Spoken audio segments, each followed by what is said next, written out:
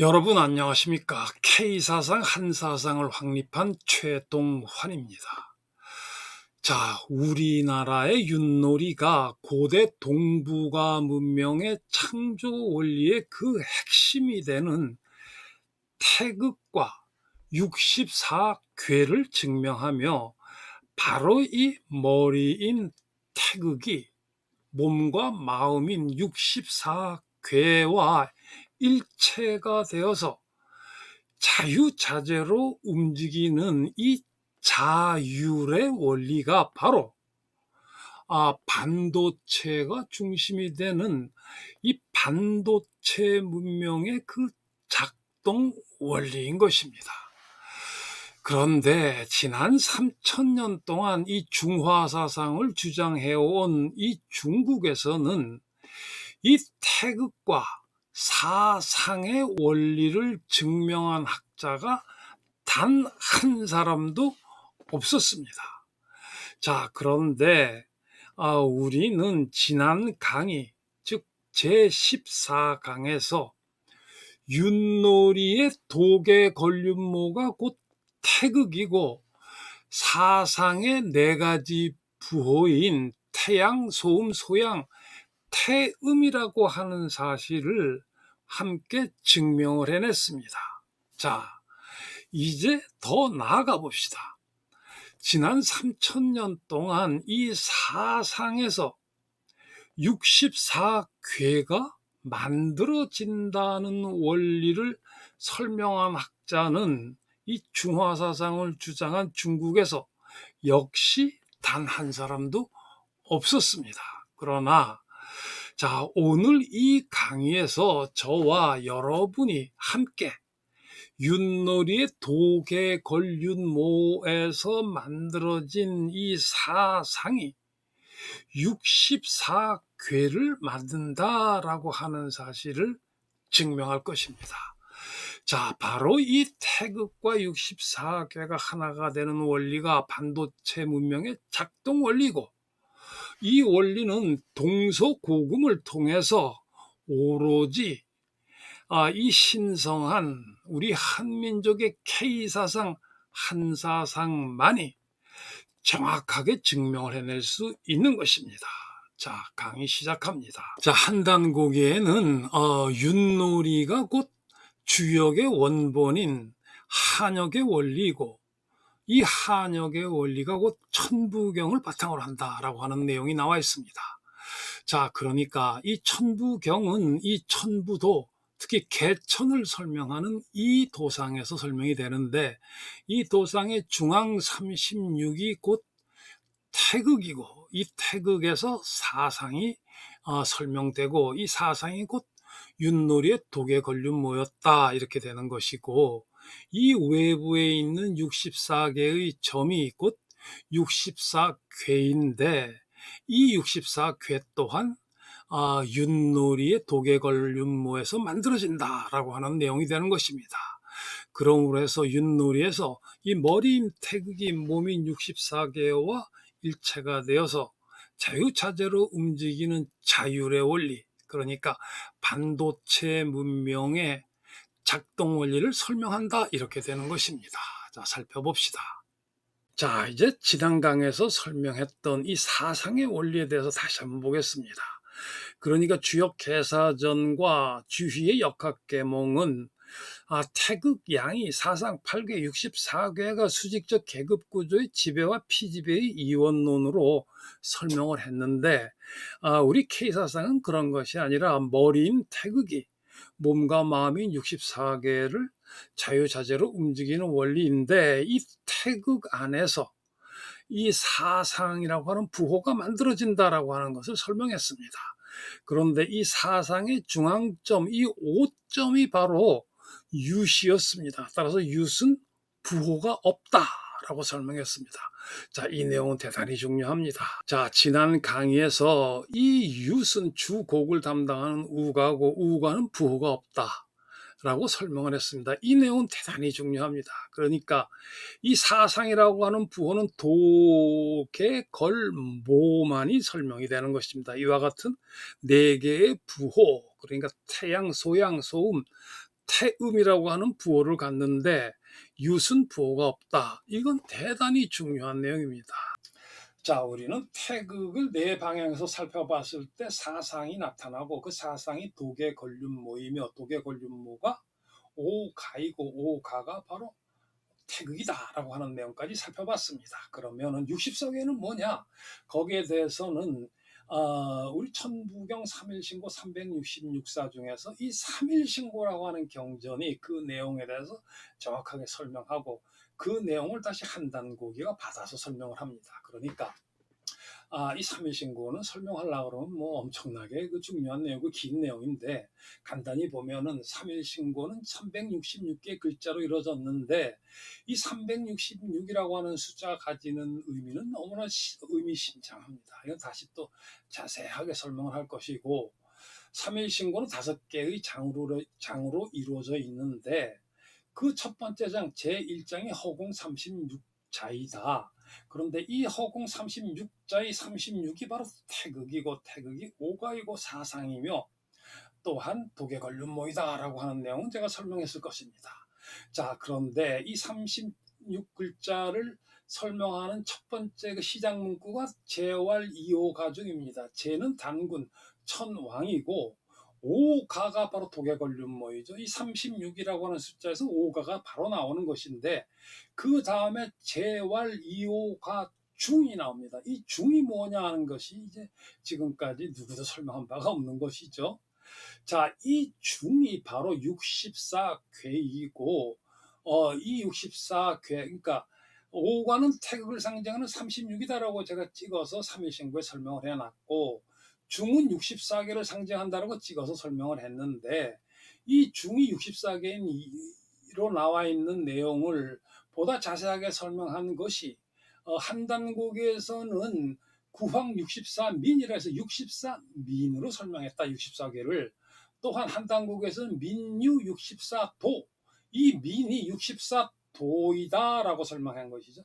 64민 64도 이것이 바로 64궤인데 이 64궤를 지금까지 누구도 그 원리에 대해서 설명한 바가 없는데 바로 윷놀이로 인해서 윷놀이가 이 64궤를 증명한다라고 하는 내용이 엄청나게 중요한 내용으로 다가오는 것입니다. 자, 이제부터 이 64궤를 알아봅시다. 자, 우리는 14강에서 태극을 네 방향에서 보았을 때 사상인 태양, 소양, 소음, 태음이 만들어졌고 이것이 도계걸모이며 중앙에 윷은 부호가 없다는 사실을 알았습니다. 지난 3000년 동안 동북아의 그 많은 사상가들 중에서 아무도 설명하지 못한 이 사상의 비밀이 증명된 것입니다. 그렇다면 64궤는 어떻게 만들어지며 그 의미는 무엇인가? 중국의 중화사상 학자들은 이 8궤를 2개로 쌓아서 중첩시키면 하나의 궤가 만들어진다는 하나마나한 주장을 해왔습니다. 자, 그런데 여기에 제시된 조선 세시기 중 유득공의 경도 잡지에 6점이 실려 있는 것입니다. 자, 바로 이 유점에서 윷놀이에서 64궤가 만들어진 결과를 제시한 것입니다. 동북아의 사상사를 바꿀 의미심장한 내용이 이 조선 세시기에 담겨 있었지만 지금까지 누구도 이 내용의 중요성에 대해서 인식한 학자가 없었습니다. 왜냐하면 조선 세시기 여기에 보여져 있는 도계걸모가 만든 64궤를 이해하려면은 천부경 3일신고 366사를 이해하고 그 다음에 단군신화와 한단국의 자료를 자유자재로 활용할 수 있어야 하기 때문입니다. 자, 보다 자세한 내용을 알기 위해서 조선 세시기 64궤 중에서 앞부분 6개의 궤와 뒷부분 6개의 궤를 좀 크게 만들어서 여러분과 함께 살펴볼 것입니다. 자, 여기에는 맨 위에 도도도가 건궤, 그 다음에 도도개가 이궤 이렇게 나와 있습니다. 자, 그리고 아래는 모모 거리 겸괴 모모모가 곤괴 이렇게 나와 있습니다. 그리고 그 괴사가 이렇게 나와 있는데 이 괴사의 내용은 그렇게 감동을 주지 못합니다. 중요한 것은 이 64개 독의 걸모가 어떻게 64괴를 만들었는가 하는 것이 굉장히 중요한 내용이 되는데, 왜 이와 같이 독의 걸모가 하나의 괴를 만들 수 있는가에 대해서 지금까지 아무도 설명하지 못한 것입니다. 가장 근본적인 이유가 여러분과 함께 증명한 태양, 소양, 소음, 태음이 곧 독의 걸모라고 하는 사실을 지난 3000년 동안 아무도 알지 못했기 때문입니다. 우리는 이 사실을 알므로 해서 이 난수표와 같이 도도도 개개 뭐 이런 식으로 나와 있는 이 암호로 이루어진 조선 세시기의 유점의 설계 원리를 정확하게 해석해서 재현을 할 수가 있는 것입니다. 그러므로 해서 한단고기에서 말하는 한역을 이 시대에 다시 재현할 수 있게 되는 것입니다. 자, 조선 세시기의 유점에서 이 윷놀이의 독의 걸모를 3번 던져서 하나의 괴를 만들었는데, 그 독의 걸모가 사상인 태양, 소양, 소음, 태음이라고 하는 사실을 알게 되면 이 조선 세시기에서 독의 걸모로 64괴를 만든 근본 원리의 그 시작 부분을 알게 되는 것입니다. 자, 저는 1991년 천부경 초판에서 태극에서 사상을 최초로 증명을 해냈습니다. 그리고 1년 후인 1992년 한역에서 이 조선 세시기에서 사상인 독의 걸륜모가 64괴가 만든 결과라고 하는 사실을 처음으로 증명해낸 것입니다. 바로 이 그림이 바로 그 내용입니다. 자, 여러분들이 보시기 쉽도록 조선 세시기 64괴의 내용을 사상으로 설명한 내용 중에서 6개를 골라서 이렇게 크게 확대를 했습니다. 자, 그러니까 이 천부경 이 초판에서 사상이 증명되었고, 이 1992년 한역에서 이 조선 세시기의 독의 걸모로 64괴가 증명이 되었습니다. 그렇다면 독의 걸모가 사상이라는 사실을 알았다면은 조선 세시기에 나타난 이 독의 걸모로 64괴를 만든 원리가 막바로 증명이 되느냐 하면 그렇지 않습니다. 자, 이제부터 우리는 조선 세시기의 64괴 중에서 하나를 선택을 해서 그 괴를 살펴보고 그 원리를 증명하면 다른 53개의 궤도 똑같은 원리를 적용하면 그 내용을 모두가 다 증명할 수 있게 되는 것입니다. 따라서 우리는 1992년 한역, 바로 이 책에서 살펴본 이 맨 꼭대기에 나와 있는 풍택 중부궤의 원리를 이 시간에 다시 한번 증명해 봅시다. 자, 조선 세시기는 중부궤, 그러니까 풍택 중부궤를 걸도궤라고 표기를 했습니다. 자, 그런데 여러분, 도대체 어떻게 해서 중부궤가 걸도궤가 되느냐? 이건 마치 암호와 같고 난수표와 같은 것입니다. 도저히 해결이 될 수 없는 것이었습니다. 자, 이 비밀을 여러분과 함께 지금 이 시간에 해결을 해봅시다. 자, 중부궤가 걸도궤다. 그러면 걸도궤를 배치를 해봅시다. 걸도궤. 이 그림을 잘 봐주시기 바랍니다.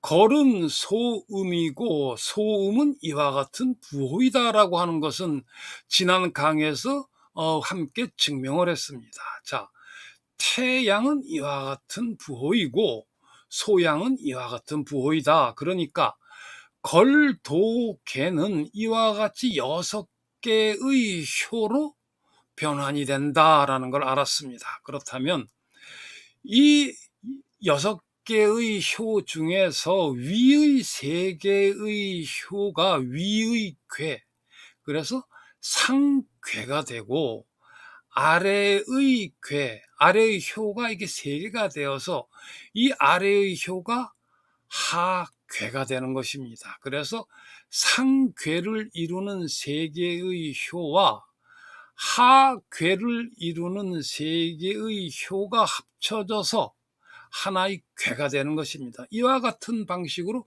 64괴 전체가 만들어지는 것입니다. 이건 전혀 새로운 방법이죠.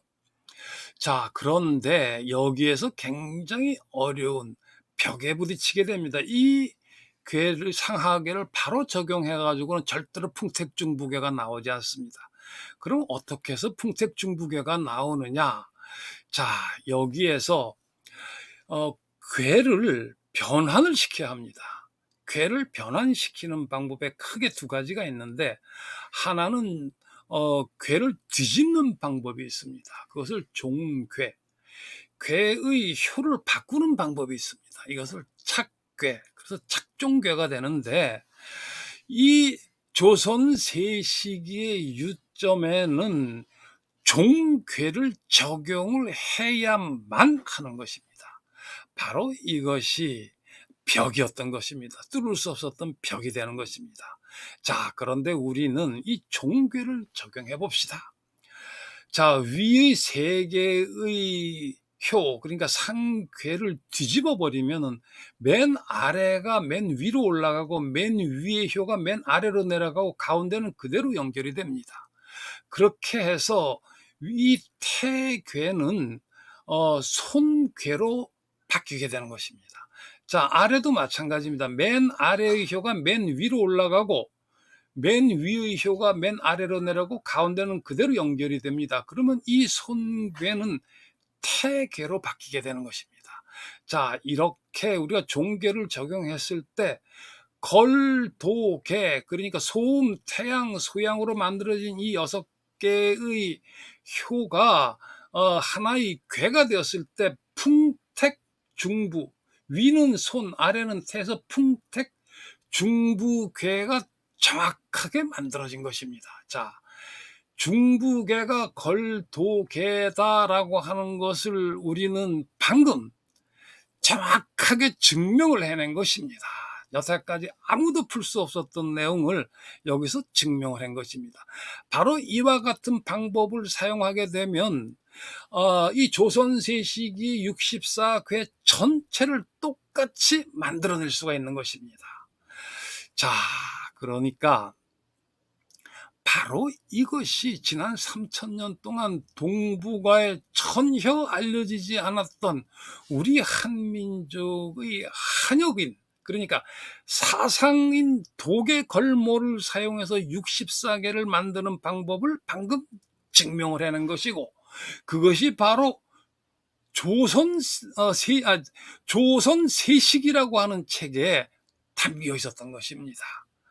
자, 그러니까 8개를 중첩을 해서 64개를 만들었다라고 하는 이 하나마나한 한심한 주장을 완벽하게 극복하는 확실한 방법을 우리는 알게 된 것입니다.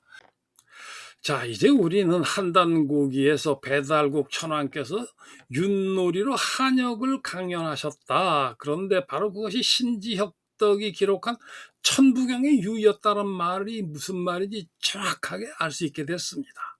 그러니까 이 천부경의 천부도의 중앙에 36이 태극이고, 태극이 사상이고, 사상이 독의 권륜 모이며 그것이 바로 오가더라. 이 외부의 64개의 점, 그러니까 흰점 34개가 주역의 하경의 34괴, 검은 점 30개가 주역 상경의 30개 합쳐서 64괴가 되는데, 이 64개의 점, 64개의 괴가 바로 한단곡에서 설명하는, 한단곡이 설명하는 64민인데, 이 64민이 바로 3일신고에서 말하는 제월 2오가 중에서 바로 그 대중을 설명한다. 오가가 태극을 설명한다.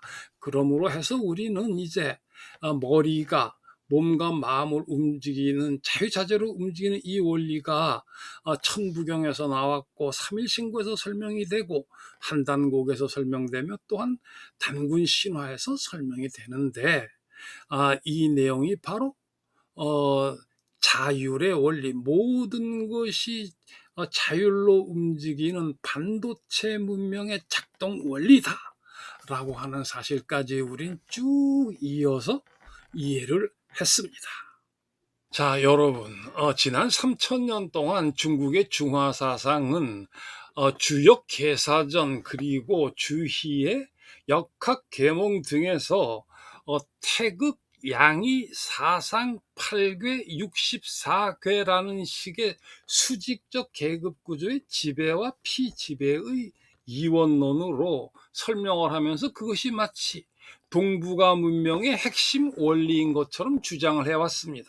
자, 그러나 그것이 전혀 사실이 아니라고 하는 사실을 우리는 확인을 했습니다. 그러니까 태극은 중화사상에서 하나의 점에 불과하지만 K사상, 한사상에서는 태극은 곧 머리로서 몸과 마음과 일체가 되어 자유자재로 움직이는 그 자율의 원리의 그 핵심이 되는 것입니다. 바로 그것이 윷놀이의 독의 걸윷 모이며 오가인 것입니다. 자, 그리고 양은 천부경의 천부도 그 자체가 하도낙서와 음양오행의 그 근본 원리라고 하는 사실을 우리는 증명을 해냈습니다. 자, 그리고 사상에 대해서는 윷놀이의 독의 걸륜모가 곧 사상이다라고 하는 사실을 여러분과 함께 3000년 만에 처음으로 증명을 해냈습니다. 자, 8궤와 3태극의 원리에 대해서는 아직 아무것도 설명한 바가 없습니다.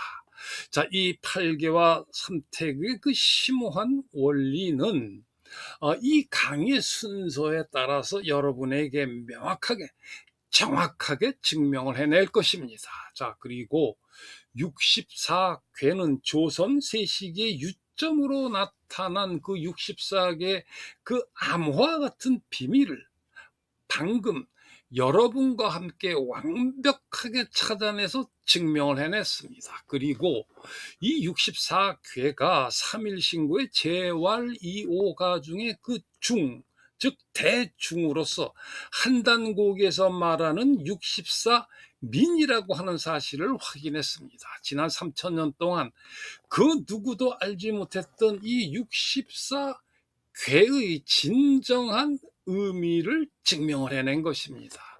자, 우리에게 이 고대 동북아 문명의 그 원리가 중요한 것은 그 원리가 곧 이 시대의 방금 이제 막 시작한 반도체 문명의 설계와 운영의 원리이기 때문입니다. 자, 오늘 강의 여기서 마칩니다. 이 강의는 계속 이어집니다. 최동환의 한사상 TV 반도체 문명과 동북아 천하대란 본문 제15강 한국인의 윷놀이가 반도체 문명의 자율원리인 태극과 64궤를 증명한다. 강의를 마칩니다.